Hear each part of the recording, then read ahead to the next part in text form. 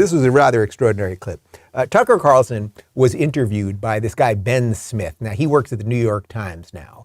He's a former, I think he was the CEO of BuzzFeed. This guy is a smear merchant, and so many of the things that are wrong with the internet right now come out of, you'll see this guy, he's a sweaty, smarmy mess, and just like a squirrely little nothing. But he ran BuzzFeed for many, many years. And BuzzFeed, you remember all those years of BuzzFeed, it seems like a long time ago, where people all day long would be sharing those things on BuzzFeed, where you just click things all day long. Do you like this ice cream more than cookies? But you click, and I honestly believe that they were basically just tracking all of our behaviors all along. BuzzFeed was never anything that made money. When they went public, it crashed because there was really nothing there. Well, anyway, he ran BuzzFeed. BuzzFeed is pure trash, but what happens in the leftist media, if you run something that's trash and you do horrible things, you move on up. So he works for the New York Times right now, and he interviewed Tucker Carlson. And the reason I'm linking this to all of this is Tucker has been one of the most, and probably the only, mainstream media voice who has been talking about the Great Reset, talking about all of this globalist stuff. I mean, yes, there are people that are not mainstream anymore. Glenn Beck would be the best example of it, but I'm talking about Fox News, on cable news type person talking about this stuff. So Ben Smith interviewed Tucker, and mostly it was, Tucker, you're a freaking racist.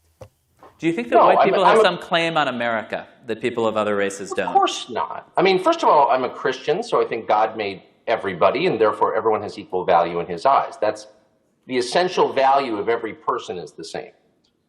But the idea that I harbor some sort of deep racial animus is like, I think there are a lot of criticisms you could level at me. I think sometimes I overstate the case, I get pissed, I can be very nasty. You've been on the receiving end of that. I know you can vouch for that. But the idea that if you were to look at my texts or listen to my personal conversations or read my mind, you would find no instance where I'm like, I'm mad at black people. 100% of the people that I'm mad at are well-educated white liberals. In my mind, the sort of archetype of the person I don't like is like a 38-year-old female white lawyer with a barren personal life. That's who yells at me on airplanes. And so I always say to people like, you're racist. Okay, let me. Actually, I'm not mad at black people. Like, what are you talking about? Let me.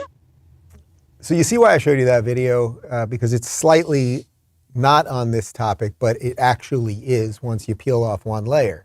Because Tucker is the main push back against all of these people that have nothing.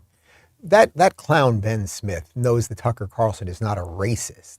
I would not befriend a racist. I wouldn't go on the show of a racist. Tucker does not want there to be different laws for black people, and Tucker does not want there to be different laws for gay people, which hating gay people is a form of racism, I think, too, according to these people. Intersectionality, it makes weird bedfellows. But it's all that they've got. All that they've got is, you somehow are stoking white outrage. Now, the funny thing about it is they're the ones that are stoking white outrage all the time. They're the ones who are always talking about white privilege and how evil white people are and the patriarchy and all of those things. And then they turn to the other people who are saying, hey, that's not true and we don't like identity politics and all that. And then they say to them, hey, you just said something and you're the racist, even though they're the one pushing the racism on all of us.